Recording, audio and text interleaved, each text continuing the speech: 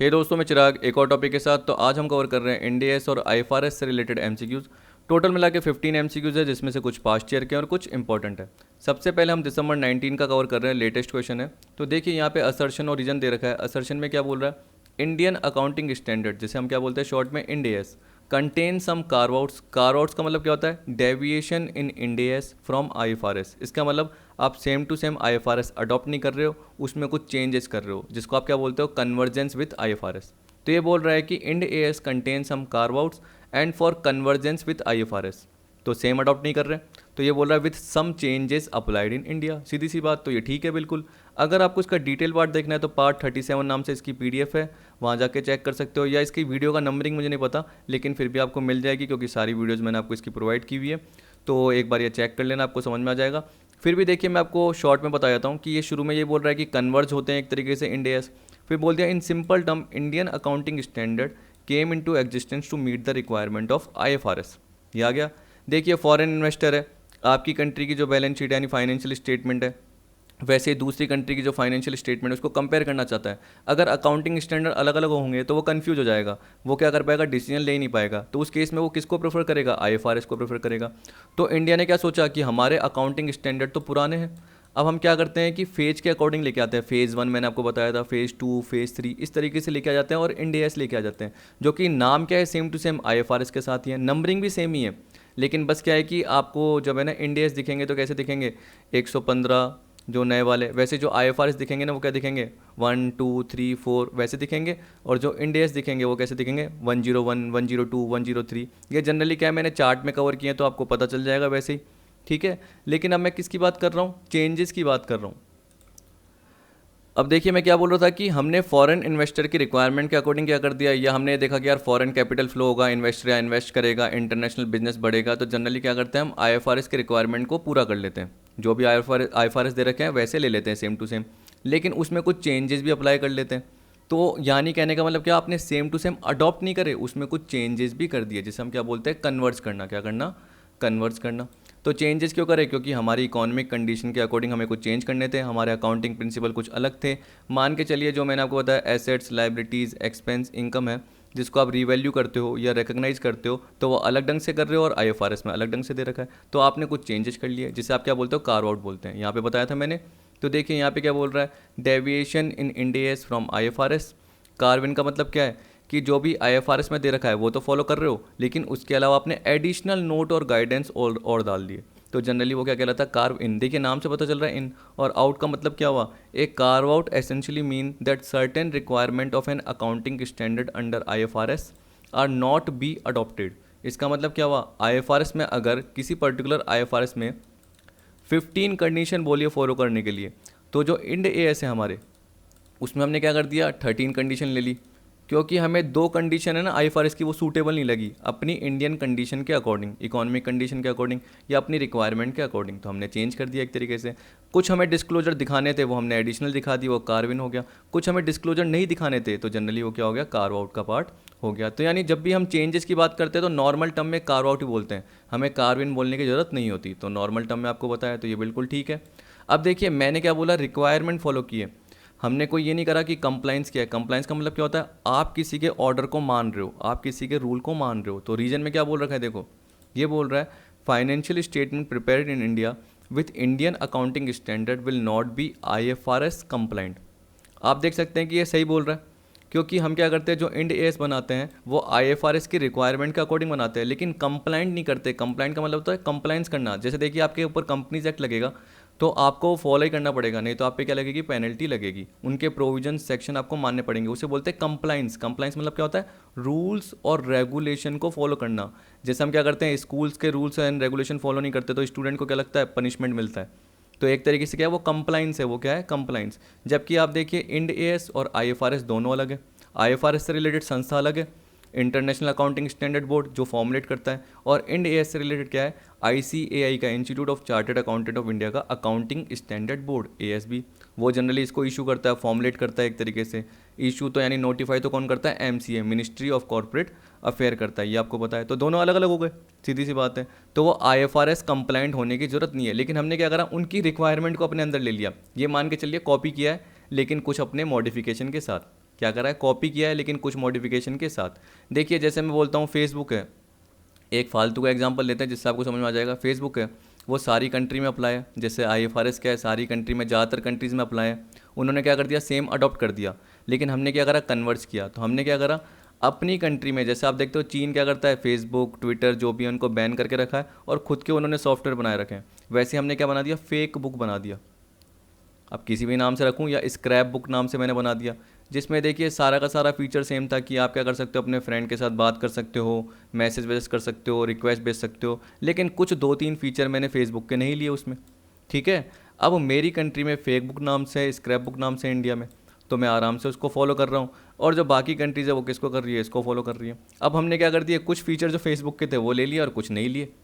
तो generally end AS में तो ये बोल रहा है कि हमने क्या कर दिया, IFRS के कुछ ले लिए और नहीं लिए, और कुछ नहीं लिए, जनरली ये हो गया। ठीक है, या कुछ हमने एडिशनल ऐड कर दिया, ऐसे भी हो सकता है, कार्विन भी हो गया। तो इस तरीके से आपका पार्ट आ जाता है। अब देखिए ये तो आपके दोनों ठीक है, लेकिन ये बताइए कि ये रीजन सही है क्या, A भी ठीक है, R भी ठीक है, लेकिन ये बताइए कि रीजन एक तरीके से इस असर्शन का है कि नहीं।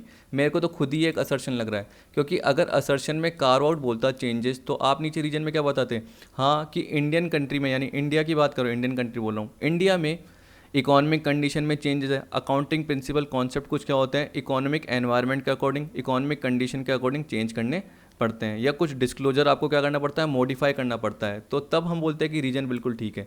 लेकिन ये इसका कोई रीज़न नहीं हुआ, ये एक तरीके से खुद ही एक असर्शन हो गया। तो हम क्या बोल सकते हैं कि असर्शन और रीजन, मतलब ये स्टेटमेंट सही है, ये स्टेटमेंट सही है, तो क्या बोलेगा, ए और आर ट्रू है, लेकिन R is not the correct explanation of A. मैंने इसका डिटेल पार्ट इसलिए बताया ताकि आप कंफ्यूज ना हो। ठीक है, अब देखिए सेकंड में क्या बोल रखा है, और वो फेसबुक, वो फेक बुक जो बताया उसको चाहे आपको याद रखना है तो याद रखो, या अभी का लेटेस्ट आपको याद रखना है, तो आपको पता है कि जूम ऐप है जो एक तरीके से बंद हो गया, चाइनीज़ ऐप है ये मान के चलिए। तो या हम पता नहीं बंद नहीं हुआ, नहीं ये जनरली बंद नहीं हुआ। तो देखिए जूम ऐप है, उससे रिलेटेड अल्टरनेटिव की बात करोगे तो अब क्या आ गया, जियो मीट आ गया। तो आप देख सकते हैं कि उसमें सेम टू सेम सारे के सारे फीचर्स है, पर क्या पता जियो मीट ने कुछ और ऐड कर दी हो, तो कार्विन कर दिया हो, या कुछ चीज़ें हटा दी हो जो जूम में थी, ज़रूरी नहीं कि जियो मीट ने वो चीज़ें ली हो। तो सब कुछ इंटरफेस ये सेम रखा है, लेकिन क्या पता कुछ चीज़ें नहीं ली हो, तो कार्व आउट का पार्ट आ गया। ठीक, मैच लिस्ट 1 विथ लिस्ट 2, देखिए इसको एक तरीके से याद रखना कि वो लिंक मत करना कि सर आपने ये बता दिया, ये तो मैंने क्या नॉर्मल बस फालतू का एग्जांपल बताया। आपको मेन याद रखना है तो वो थियोरटिकल वीडियो में जा सकते हैं। अब देखिए यहाँ पे क्या बोल रहा है, इंडिया 16, 38, 17, 12, और इसको मैच करना है। अब इसमें आपको क्या बताना है ये तो आप खुद ही देख सकते हो, तो इसका आंसर मैं आपको बता देता हूँ डायरेक्ट, क्योंकि आपको क्या करना है, बस चार्ट देखना है और इसके हिसाब से क्या करना है, मिलाना है। तो मैं इसको जल्दी जल्दी बता देता हूँ। देखिए इसका आंसर होगा बी, यानी ए का आपका है फोर्थ, और बी का है आपका थर्ड, और यहाँ पे सी का है आपका सेकंड लीजिंग, और यहाँ पे है इनकम टैक्स। आप देखिए जब इसको देखते जाएंगे तो आपको कुछ याद भी होते जाएंगे और एग्जाम के लिए भी आसान रहेगा, क्योंकि क्या होता है कि कभी कभी अगर आपको 2 ऑप्शन भी बताओ तब भी आपको क्या होता है, आराम से सही हो जाता है। जैसे अगर 4 थर्ड बोलूँगा ये पता था, पर साथ में ये ए में भी था, बी में भी था, तो एक तरीके से ये तो एलिमिनेट हो गए दोनों, लेकिन ए और बी बचता। फिर आपका सी एक तरीके से आपको टक्कर देता। तो अगर आपको 17 पता रहता कि इंडिया 17 लीजिंग से रिलेटेड है, तो आपका आराम से हो जाता। तो कुछ ना कुछ आपके माइंड में याद रहता, हमेशा याद रखना। या स्टोरीज, ये मैंने आपको बताया कि स्टोरीज के थ्रू आप याद रख सकते हो। स्टोरीज खुद की बनाओ तो प्रॉपर रहेगा, क्योंकि आपको हमेशा वो खुद की स्टोरी याद रहेगी, क्योंकि आपने खुद ने बनाई है। सेकंड का बी पार्ट, ठीक है। अब थर्ड का देखिए, थर्ड क्या है, देखिए अब देखना, ये जो थर्ड है ना, ये आपका दिसंबर 18 का है। अब आप देखिए अगर दिसंबर 18 का मैं क्वेश्चन ले रहा हूँ, तो जून 19 से तो सिलेबस चेंज हुआ था। जून 19 से क्या आ गया, इंड AS और IFRS आ गया, ये बोल सकते हैं। ठीक है, इंड AS तो पहले भी था जनरली, ये मान के चलिए, लेकिन सिलेबस में हमारा स्पेसिफिकली क्या लिखा है, इंड AS और IFRS। तो हम क्या बोल सकते हैं, अब AS के चांसेस कम रहते हैं, लेकिन फिर भी क्वेश्चन में दे रखे हैं, यानी पास्ट ईयर में दे रखे हैं, तो हम कवर कर लेते हैं, इसलिए मैं कवर करवा रहा हूँ। तो देखिए यहाँ पे बोल रहा है AS1, अब ये किसी को बताने की जरूरत नहीं है, तो डिस्क्लोजर ऑफ अकाउंटिंग पॉलिसीज का है। AS3 आपका कैश फ्लो स्टेटमेंट का है। AS10 आपका अकाउंटिंग फॉर फिक्स एसेट्स का है, और AS19 आपका लीज एंड इट्स अकाउंटिंग है। अभी आप बोलोगे सर आपने AS17 बताया, देखिए वो इंड AS है, और ये जो है वो क्या है, AS है। तो AS किसके लिए अप्लाई होते हैं, फेज़ 1, फेज़ 2 और फेज़ 3 जो कंपनीज़ है उनको छोड़ के बाकी के लिए क्या होते हैं, AS अप्लाई होते हैं। आपको पता है बाकी के लिए क्या होता है, AS अप्लाई होते हैं। इसके अलावा मैंने NBFC ये अलग से बताए थे, आप चाहे थियोरटिकल पार्ट में जाके देख सकते हैं, लेकिन जो AS अप्लाई होते हैं वो फेज़ 1, फेज़ 2 और फेज़ 3 कंपनीज को छोड़ के एक तरीके से अप्लाई होते हैं, और फेज़ 1, फेज़ 2, फेज़ 3 के लिए इंड AS अप्लाई होते हैं। तो थर्ड का जो आपका आंसर होगा वो मैं आपको बता देता हूँ, ई होगा। ए का सेकंड, बी का फोर्थ, मिला देता हूँ एक बार, फर्स्ट और ये हो गया थर्ड, बिल्कुल ठीक है। तो अपना है ये थर्ड का ई, याद रख लेना, ठीक है। इसी तरीके से ये वाला पार्ट आया। अब आप बोल सकते हो AS6 दे रखा है, लेकिन ये तो अब क्या हो गया, एक तरीके से रिमूव हो गया, ये हट चुका है, ऑमिट हो चुका है। तो एक तरीके से याद रखना AS6 नहीं है, फिर भी ये नवंबर 17 का था तो तब तो था, तो इसलिए उसके हिसाब से मैं बता देता हूँ, डेप्रिशन अकाउंटिंग आएगा। AS3 किसके लिए आएगा, अकाउंटिंग फॉर कैश फ्लो। तो आप देख सकते हो 3 4 किस में आ रहा है, इसमें। तो फोर्थ का क्या होगा आपका 2 होगा, यानी फोर्थ का आपका B होगा, इसको B भी बोल सकते हैं, ABCD। तो 3 4 2 1, ठीक है। फिफ्थ देखिए क्या बोल रहा है, अब देखिए फिफ्थ में क्या बोल रहा है, accounting standard 6 is mean for accounting for fixed assets, accounting treatment for goodwill, depreciation accounting, disclosure of accounting policies. तो यहाँ पे हम क्या बोलेंगे, AS6 किससे रिलेटेड, डेप्रिसिएशन अकाउंटिंग। लेकिन अब आपका काम का नहीं है क्योंकि जनरली ये रिमूव हो चुका है, लेकिन फिर भी बताना था तो आप देख सकते हैं, ठीक। इसी तरीके से अब ये काम का है इंड AS से रिलेटेड, तो यहाँ पे देख सकते हैं 31 34 36 38 है। तो टेबल में जाके चेक कर सकते हैं, मैं इसका सीधा आपको आंसर बता देता हूँ। तो सिक्स का आपका आंसर जो होगा वो होगा 4321, यानी इंटेंजिबल एसेट्स का जो आपका पार्ट है वो है Ind AS 38, impairment of asset का पार्ट है इंड AS 36, और ये है आपका इंड AS 34, और इंटरेस्ट इन जॉइंट वेंचर का इंड AS 31। अगर कोई मिस्टेक है तो बता देना, क्योंकि कभी कभी मैनुअल मिस्टेक हो जाती है। वैसे मेरे हिसाब से मिस्टेक तो एक भी नहीं है, क्योंकि मैं प्रॉपर चेक करके करता हूँ। फिर भी कभी कभी मेरे से माइनर मिस्टेक हो जाती है, जो मुझे स्टूडेंट बता ही देते हैं। तो आप भी बता देना अगर कोई गलती हो गई हो तो। The main objective of accounting standard is December 2012। देखिए सीधी सी बात है कि आपकी अकाउंटिंग पॉलिसीज़ हैं, जैसे मैंने बोला कि आप अपनी अकाउंटिंग पॉलिसीज़ फॉलो कर रहे हो, दूसरी कंपनी अपनी अकाउंटिंग पॉलिसीज़ फॉलो कर रही है, तो एक तरीके से क्या होगा, सबके जो फाइनेंशियल स्टेटमेंट होंगे उसके रिजल्ट अलग अलग दिखेंगे। तो इन्वेस्टर वैसे ही क्या होगा, एक तरीके से परेशान हो जाएगा। तो हम तो किसकी बात कर रहे हैं, अपनी कंट्री की बात कर रहे हैं। तो कंट्री से रिलेटेड भी जो कंपनीज़ हैं, अगर वो अपनी अपनी अकाउंटिंग पॉलिसीज़, प्रैक्टिसेस, कॉन्सेप्ट को फॉलो करेंगी तो बहुत ज़्यादा दिक्कत हो जाएगी। जो यूजर्स होंगे एक्सटर्नल, बैंक हो गए, सप्लायर हो गए, इन्वेस्टर्स हो गए, स्टेक होल्डर्स बोल सकते हो, शेयर होल्डर्स हो गए एक तरीके से, प्रपोज इन्वेस्टर हो गए जो इन्वेस्ट करने की सोच रहे हैं, वो कन्फ्यूज हो जाएंगे, वो डिसीजन नहीं ले पाएंगे। तो क्या होनी चाहिए, हारमनी होनी चाहिए, कि जो अलग अलग अकाउंटिंग प्रैक्टिसेस है उसमें हारमनी हो। इसका मतलब सारी कंपनीज एक ही अकाउंटिंग प्रैक्टिसेस को फॉलो करें। तो आप देखते हो जैसे टैक्स में देखते हो WDV, रिटर्न डाउन वैल्यू, तो सब क्या करते हैं, टैक्स के अकॉर्डिंग रिटर्न डाउन वैल्यू को फॉलो करते हैं। वैसे अकाउंटिंग स्टैंडर्ड में जो आपको बोल रखा है वही पर्टिकुलर आप फॉलो करो। वैल्यूएशन के लिए जनरली आपको बोल दिया कि स्टॉक का वैल्यूएशन कैसे करना है, तो कॉस्ट और market value which is less, ये जनरली करते हो, तो उस हिसाब से फॉलो कीजिए। तो सभी वो फॉलो करते हैं, तो हारमनी हो गई ना। तो यहाँ पे हम बोल सकते हैं सेवन्थ का जो होगा C होगा। बाकी सब भी हो सकते हैं, लेकिन देखिए वो कुछ अकाउंटिंग के ऑब्जेक्टिव हो जाएंगे। अकाउंटिंग स्टैंडर्ड का मेन ऑब्जेक्टिव की बात कर रहा है। अब लीगल फॉर्मेलिटीज़ तो आपको कंप्लाई करना ही करना है, लेकिन जनरली मेन ऑब्जेक्टिव क्या हो गया, सेवन्थ का C होगा, ठीक। 8 देखिए क्या बोल रहा है, accounting standard board was set up by. अब देखिए सिंपल सा पार्ट मैंने आपको बताया था। तो 8th का आपका क्या आएगा, institute of chartered accountant of India. तो इस बॉडी ने सेटअप किया था किसको, अकाउंटिंग स्टैंडर्ड बोर्ड को। तो 8th का A। 9th में देखिए क्या बोल रहा है, in reference to the accounting standard choose the correct statement.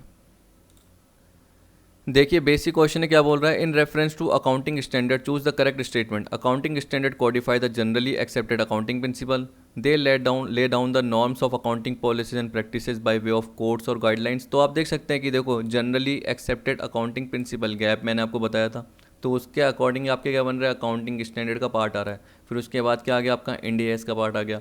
तो आप देख सकते हैं कि अगर ये पुराने सेंस में भी है तो उसके हिसाब से भी देख सकते हो, इंड AS के सेंस में भी देख सकते हो, कोई अलग नहीं है, ठीक है। तो कंफ्यूज होने की जरूरत नहीं है।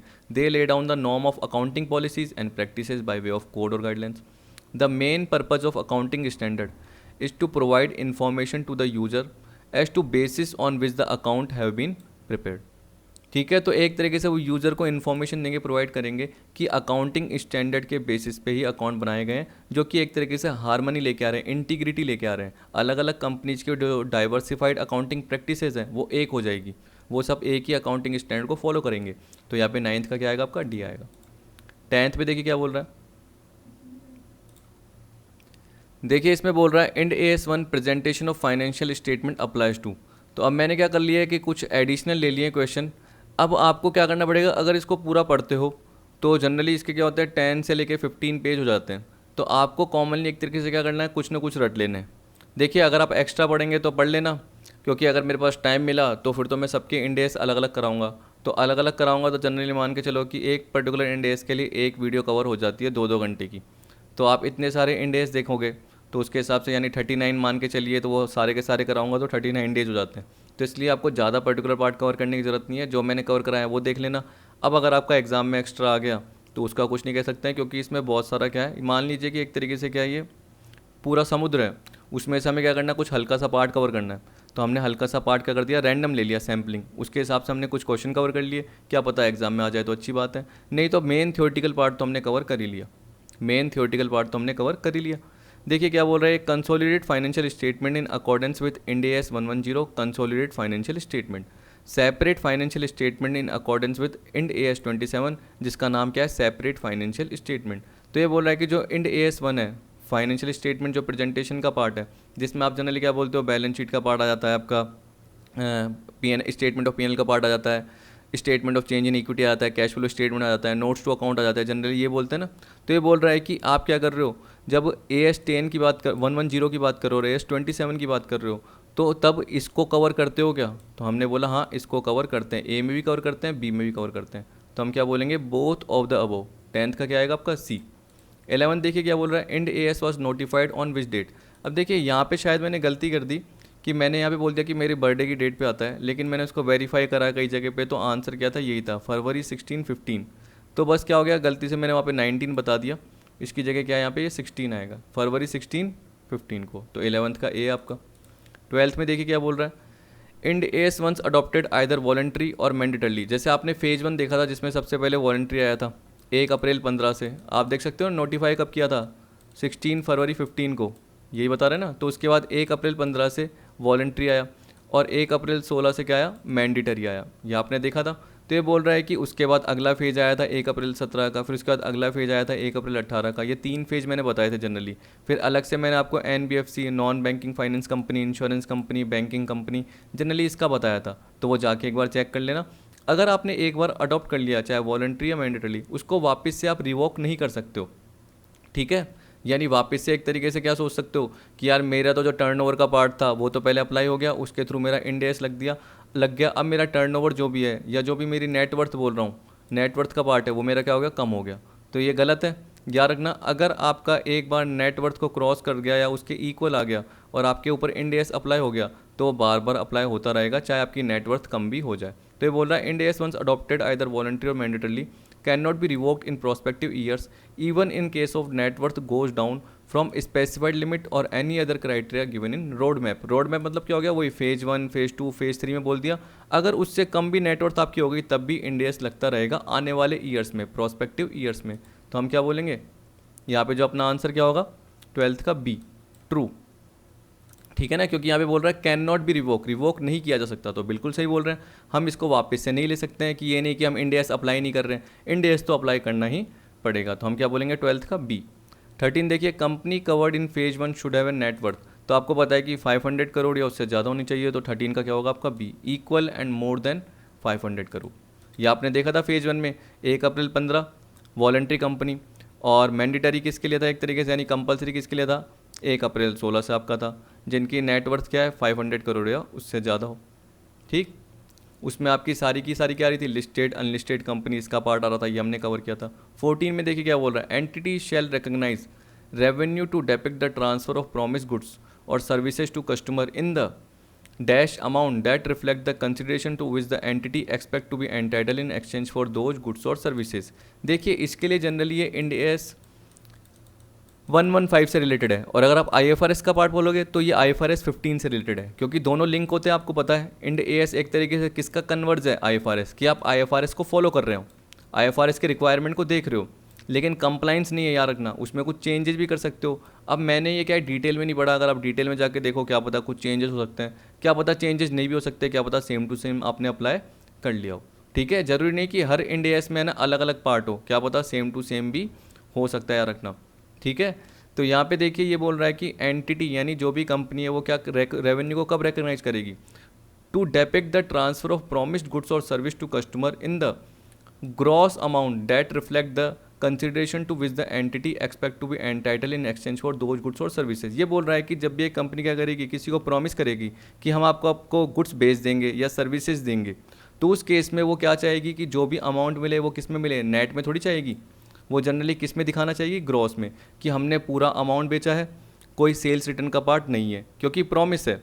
तो उस केस में अगर वो रेवेन्यू को रिकग्नाइज करना चाहेगी तो जितनी उसने सेल की है तो वो ग्रॉस पार्ट में दिखाना चाहेगी, न कि नेट पार्ट में। तो ये बोल रहा है कि जो gross amount that reflect the consideration to which the entity expect, तो वो क्या कंसिडरेशन एक्सपेक्ट कर रहा है, ग्रॉस अमाउंट में एक्सपेक्ट कर रहा है। किसके बदले में, जो प्रॉमिस किया है कि हम आपको गुड्स या सर्विसेज बेच देंगे, ठीक है, उसके प्रॉमिस के बदले में। लास्ट है अपना 15, ये बोल रहा है which of the following is an exception for application of IFRS 15। अब देखिए ये भी आपको नहीं पता था, तो अब याद रख लेना कि जनरली बोल रहा है कि IFRS 15 अप्लाई होता है, सबके लिए अप्लाई होता है, लेकिन उसमें कुछ एक्सेप्शन भी होते हैं जिनके लिए अप्लाई नहीं होता।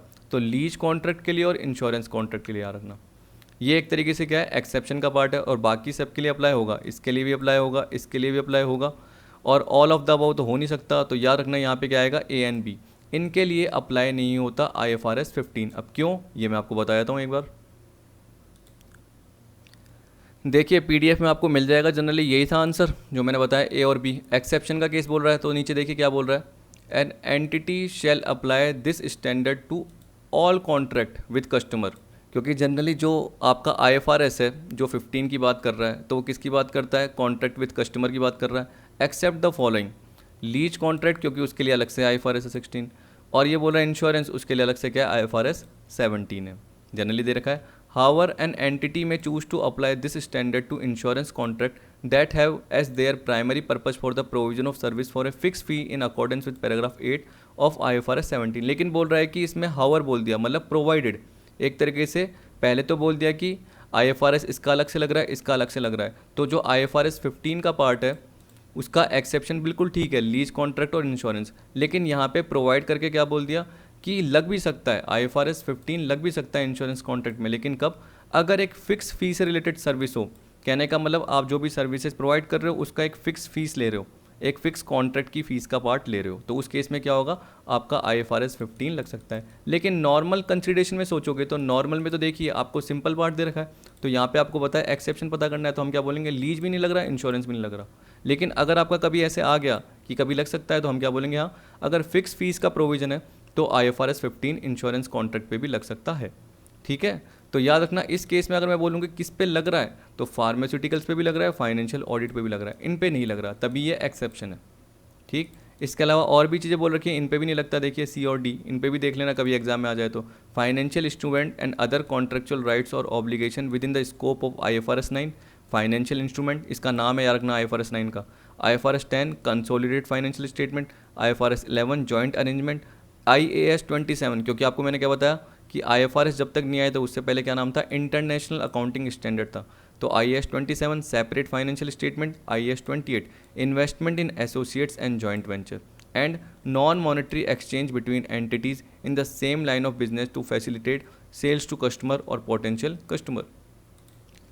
यानी इसमें क्या कर रहा है, बिजनेस एक दूसरे को फैसिलिटी प्रोवाइड कर रहा है जिसमें क्या है, नॉन मॉनेटरी एक्सचेंज हो रहा है एंटिटीज़ के बीच में, यानी मॉनेटरी का एक्सचेंज नहीं हो रहा, मनी का एक्सचेंज नहीं हो रहा, जबकि ऐसा होता नहीं है रियल लाइफ में। ज़्यादातर आप देखोगे मनी का एक्सचेंज तो होता ही है, लेकिन यहाँ पे बोल रहा है non monetary exchanges between entities, यानी आपस में बिजनेस के बीच में जो कि सेम लाइन में सेम पर्टिकुलर फील्ड में काम कर रहे हैं, जिसमें वो क्या कर रहे हैं, एक तरीके से सेल्स में फैसिलिटेट कर रहे हैं, सहायता दे रहे हैं कि कस्टमर से रिलेटेड सेल्स बढ़े या पोटेंशियल कस्टमर उन्हें मिले, तो उस केस में नॉन मॉनेटरी एक्सचेंज का पार्ट आ रहा है। तो आप देख सकते हैं कि आपको मैंने यही बताया, तो यहाँ पे अपना जो आंसर आएगा वो एक्सेप्शन का कौन सा आएगा, A एंड B आएगा। लीज कॉन्ट्रैक्ट और इंश्योरेंस कॉन्ट्रैक्ट पे IFRS 15 या इंड AS जिसको आप बोल सकते हो 115 एप्लीकेबल नहीं होता, याद रख लेना, ठीक है, क्योंकि IFRS के कन्वर्स में क्या आता है, इंड AS 115 आता है। इस तरीके से आप सोच के चलिए, आपको समझ में आ जाएगा। तो आई होप आपको सारे क्वेश्चन समझ में आए होंगे। अगली वीडियो में मैं आपको लूँगा ऑडिट के 1 से लेकर 25 जो मैंने आपको दिए थे PDF सॉल्व करने के लिए, तो उसमें से आपने कईयों ने सॉल्व कर लिए हैं, तो उसका मैं एक्सप्लेनेशन आपको प्रोवाइड कर दूँगा। तो आई होप आपको वीडियो पसंद आया होगा। वीडियो देखने के लिए थैंक यू।